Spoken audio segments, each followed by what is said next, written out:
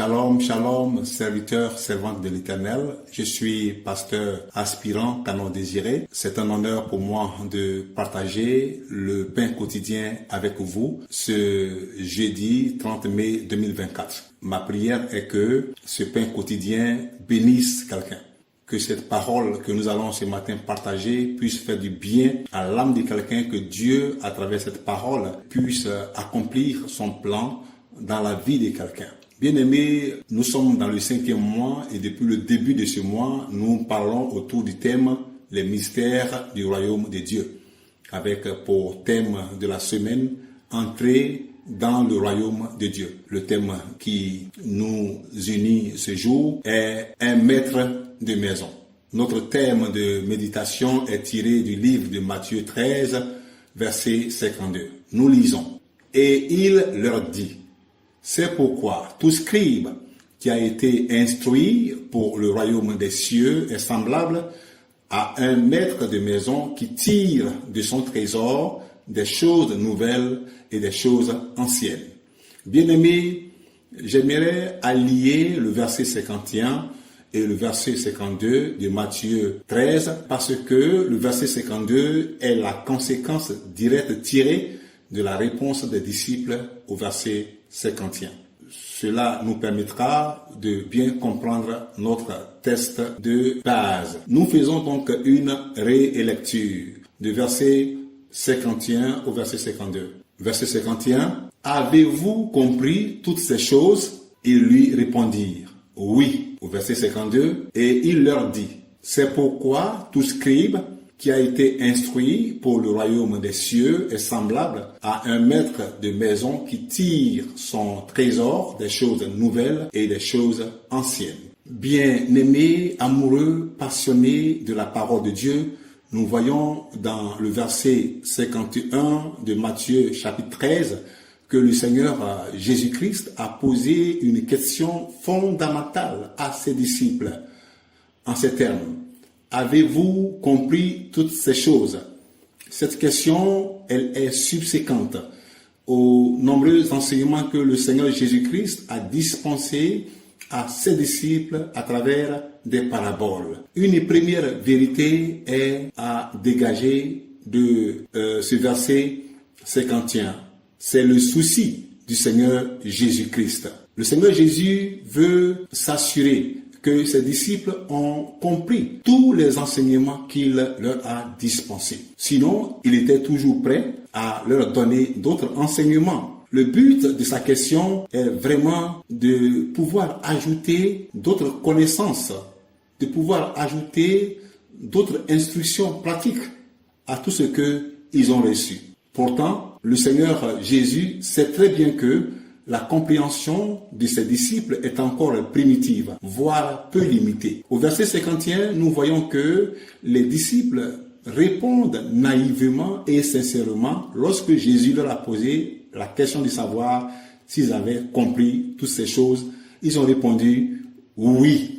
Pourtant, ils le savent bien. Tout ce qu'ils entendaient du Seigneur Jésus-Christ, ces paraboles, ça dépassait leur intelligence. On voit ici que les vérités divines ne doivent pas être négligées ou prises à la légère. C'est ce qui exprime le souci du Seigneur Jésus. La question de notre Seigneur Jésus montre ici que ce sont des questions de la plus haute importance et que ces vérités devraient être bien examinées encore et encore jusqu'à ce qu'elles soient bien comprises.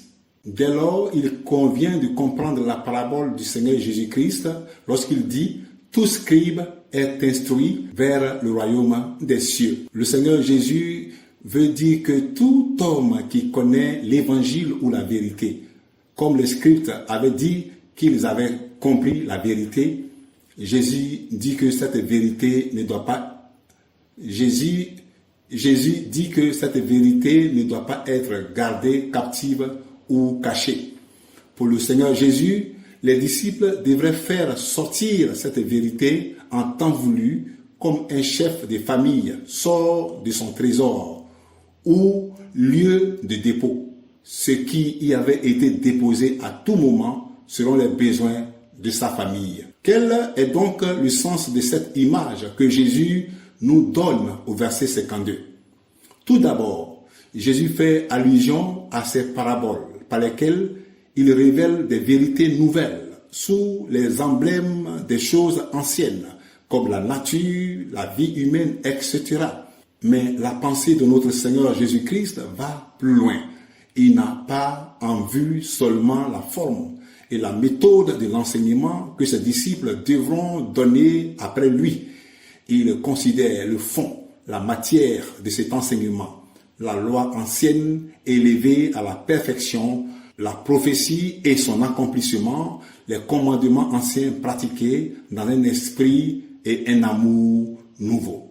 Et cette vérité est illustrée dans le livre de 1 Jean 2, versets 7 à 8.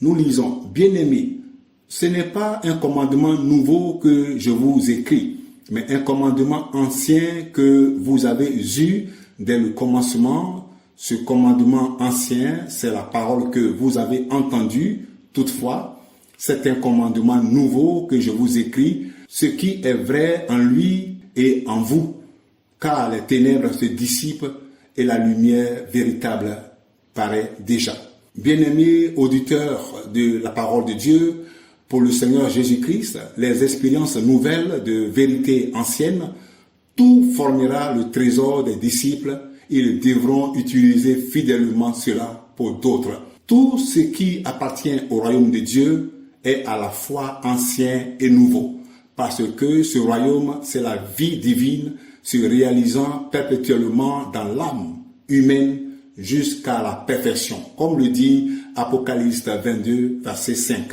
Notre Seigneur Jésus invite par là les disciples à être diligents, à être sages, non seulement pour eux-mêmes, mais aussi pour ceux qui doivent dispenser la sagesse de Dieu aux autres. Jésus veut que chaque prédicateur soit instruit correctement. Il veut que la vérité, nouvelle ou ancienne, que les disciples ont acquise, bien-aimés, nous le savons tous, Jésus-Christ, pendant 3 années, a donné des instructions aux apôtres. Il veut que ceux qui prêchent soient capables de comprendre l'évangile, de le défendre et de le communiquer aux autres, comme le dit l'apôtre Paul dans 2 Timothée 2, verset 2, lorsqu'il dit à son fils Timothée, « Et ce que tu as entendu de moi, en présence de beaucoup de témoins, confie-le à des hommes fidèles qui soient capables de l'enseigner aussi à d'autres. » Bien-aimés, nous comprenons donc par là qu'un pasteur devrait être comme le père d'une famille, comme dans la parabole du Seigneur Jésus-Christ, distribuant à l'Église selon ses besoins et de ses trésors faire sortir la vérité pour confirmer les faibles, pour éclairer les ignorants et pour récupérer et guider ceux qui sont en danger de s'éloigner. Le sens, par conséquent, est que les enseignants de l'Église doivent être préparés pour une longue étude pour donner au peuple de Dieu, comme hors d'un entrepôt, une variété d'instructions concernant la parole de Dieu selon la nécessité du cas. Nous bénissons donc le Seigneur pour le porteur de la vision, l'évêque Samuel Adé des églises de Rehoboth, le docteur Franck, notre pasteur principal, tous les éminents hommes de Dieu qui nous visitent à Rehoboth, ainsi que tous les pasteurs des églises de Rehoboth que le Seigneur utilise puissamment pour nous instruire, pour instruire le peuple de Dieu. Ma prière ce matin est qu'à travers tous les enseignements que nous recevons dans nos églises de Rehoboth tous les jours, que notre esprit soit aiguisé et excite de plus en plus notre esprit à désirer l'instruction. Que nous soyons des enseignants de sa parole, comme des chefs de famille qui non seulement font attention à leur propre nourriture, mais ont un magasin aménagé pour la nourriture des autres et qui ne vivent pas à l'aise quand un jour qui passe, mais prévoient une période future et lointaine. Que Dieu nous bénisse. Passez une agréable journée sous le contrôle du Saint-Esprit.